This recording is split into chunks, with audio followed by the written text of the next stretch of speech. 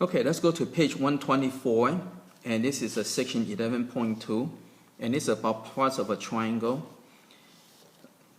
When you have a triangle and the sum of the three sides is called a perimeter. So perimeter is the sum of the length of the three sides. Now, when you deal with triangle, you come across a term often. That's a semi-perimeter. That's half of the perimeter. Okay. So if the perimeter is A plus B plus C, then half of that would be when divide by half. Usually use the letter S. So S is the half of the perimeter. So it'd be A plus B plus C over 2. Okay. And when you deal with triangle, there are other things that you come across fairly often. So first one is the medians. So medians is from the vertex to the midpoint of the opposite side. Okay, so again, so the point E is a midpoint of the AC, and that's where you see the three ticks. That means this is equal to that because this is the midpoint, right? So same thing. So if you draw the median from vertex A to the opposite side, so this is the midpoint, so these two are congruent, so you can see the tick mark. Okay. Now, when you draw three medians, they will meet in the point, okay? And this point is called a centroid. Now, there's a physical significance for the centroid. The centroid is like the center of your gravity or the center of that triangle. Okay. So if you would cut out this shape, you can balance this shape on this point. So if you put like a needle on this point, you should be able to balance, ideally, theoretically, okay? Because this would be the center of the mass of the shape. Okay? And when all three medians meet in one point, it's called a concurrent. So all three medians are concurrent, means they meet in one point. Okay? And also over here it says the centroid divide each median in the 2-to-1 ratio. So that means, so each median is divided into 1-to-2. So if GE is X, then BG will be 2X. Okay, so that means, so this is 1/3 of the whole thing because this is one part, this is two parts. So GE is 1/3 of the BE. BG is 2/3 of BE. Okay, so again, this divided into three parts. So this is one part, there's two parts. So this is 1/3 of the whole thing, and this would be 2/3. And it would become important later on as you're solving some of the triangle. Okay, the next part, the next one is the angle bisector. Okay, so again, you have a triangle over here. So this one is kind of hard to see when it's drawn this way, but basically you divide the angle in half. So angle EAI is congruent to IAF. So this angle is congruent to this angle. Okay, so when you bisect three angles, when you bisect angle A, angle B, angle C, so these are angle bisector. Again, they'll be concurrent in the one point, and they label this as I. Okay. By the way, they label the centroid as a G. Okay, because G usually has to do with gravity, and so centroid is kind of is like the center of the object, so you can kind of deal with the mass and deal with gravity. So they use G. Now over here, they use the letter I.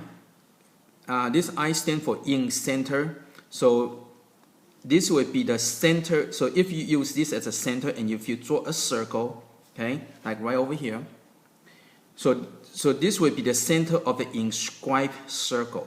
Okay, so when you bisect the angle, the point you get is the in center. This would be the center of the inscribed circle, like over here. And the radius would be from I. Now this is kind of tricky. It actually is not ID. Okay, so I to D is not actually the radius because the radius is kind of perpendicular to the side. So this one looks like it's the radius, but it's not. So be careful with that. Okay.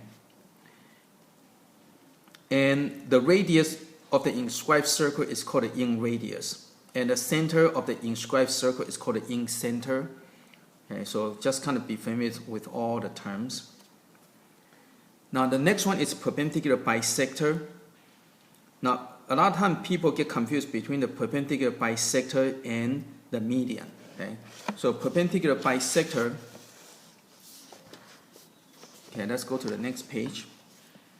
So let's look at this one over here. So you have a triangle.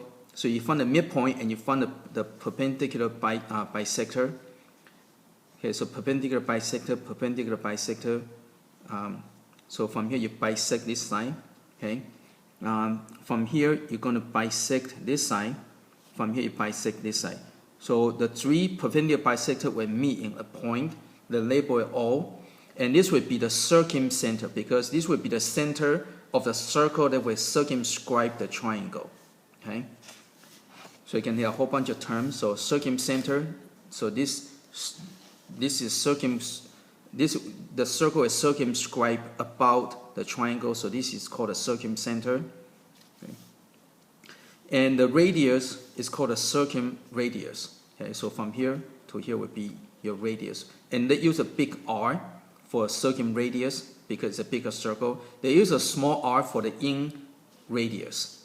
Okay. Again, if you look at back over here, because it's going to be shorter, so they use the small r for the in radius. They use the big R for the radius. Now that's another term that's important. The altitude. The altitude is when you draw perpendicular to the opposing side, okay, from the vertex. And again, the three altitudes will meet in one point, and that concurrent point is called the ortho center. Again, ortho means straight. Okay, so when you draw from vertex straight to the opposite side, it will meet in a point called ortho center. Okay, and over here, if you have a right triangle and if you draw the three altitude, where will they meet? Okay, the answer would be the vertex of the right angle right over here. So if you have a right triangle like this one over here, okay, if you draw the altitude, so from here you draw the altitude would be the BC. From this vertex, if you draw the altitude, would be AC, and from AB, if you draw altitude, it would be right over here. Okay, so it's be right over here.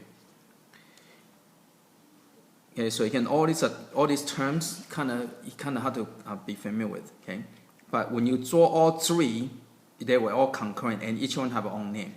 Okay, so again, just quick review. So three median will meet in a point called centroid, and you will divide this into ratio of 1 to 2. So GE is 1/3 of the BE. Okay, and same thing, GD is 1/3 of AD. Okay, and the three angle bisector will give you will meet in a point I, the in center. That will be the center of the inscribed circle. Perpendicular bisector will meet in a point called a circumcenter. It will be the center of the circumscribed circle. And the altitudes will meet in a point called the ortho center. Okay, so that's it for this section.